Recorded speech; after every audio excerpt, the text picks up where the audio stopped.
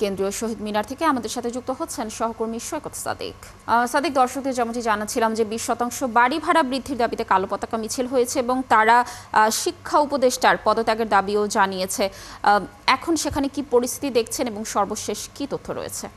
লাবণী, টানা কয়েকদিন ধরে যে কর্মসূচি এই শিক্ষকরা, বেসরকারি শিক্ষকরা পালন করছেন সেটা কিন্তু তারা অব্যাহত রেখেছেন। আজকে আপনিও বলছিলেন যে দুপুরে তারা তাদের যে পূর্ব নির্ধারিত কর্মসূচি ছিল কালো পতাকার নিয়ে মিছিল, সেই মিছিল তারা করেছে।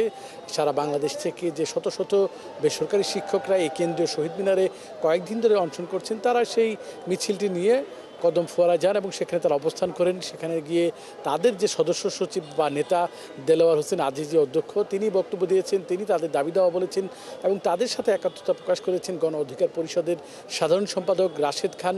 তিনি বলেছেন তারা অবিলম্বে বা 24 ঘন্টার মধ্যে শিক্ষকদের দাবি দেওয়া যাতে মেনে নেওয়া হয়, তাদের যে ন্যায্য দাবি সেটা যাতে মেনে নেওয়া হয়, প্রয়োজনে একটি শিক্ষা কমিশন গঠনের দাবি জানিয়েছেন এবং শিক্ষকদের এই আন্দোলনের সাথে তিনি শেষ পর্যন্ত থাকার জন্য প্রত্যয় ব্যক্ত করেছেন এবং এখন সেই মিছিলটি নিয়ে তারা আবার কেন্দ্রীয় শহীদ মিনারে এসেছেন।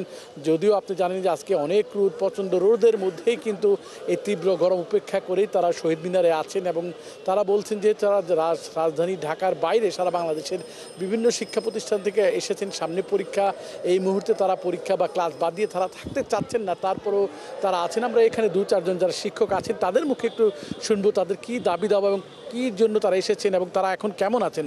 স্যার, যদি একটু বলতেন আপনার দাবিতে একটু। আমাদের 3টে দাবি। একটি দাবি হচ্ছে 20% বাড়ি ভাড়া, আর একটি দাবি হচ্ছে চিকিৎসা ভাতা 1500 টাকা, আর একটি দাবি আছে শিক্ষক কর্মচারীদের 75% উৎসব বোনাস। এই 3টে দাবি নিয়ে আমরা আজকে 7 দিন যাবৎ শহীদ মিনারে সমবেত হয়েছি।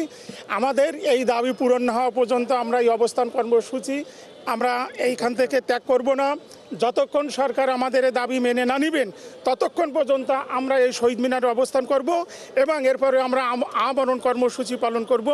যতক্ষণ পর্যন্ত সরকার এই দাবি না মানবেন ততক্ষণ আমাদের সারা বাংলাদেশে শিক্ষকদের এই আন্দোলন চলবে এবং অব্যাহত থাকবে।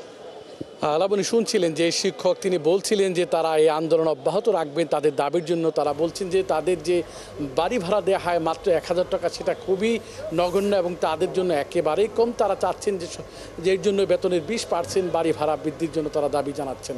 লাবণী, এখন পর্যন্ত আমার কাছে এই হচ্ছে এখানকার সর্বশেষ তথ্য। সৈকত, ধন্যবাদ আমাদের সাথে যুক্ত থাকার জন্য। আপনি থাকুন সেখানে, নিশ্চয়ই আমরা আবার আপনার সাথে যুক্ত হয়ে সর্বশেষ তথ্য দর্শকদেরকে জানানোর চেষ্টা করব। দর্শক, যুক্ত ছিলেন সহকর্মী সৈকত সাদিক।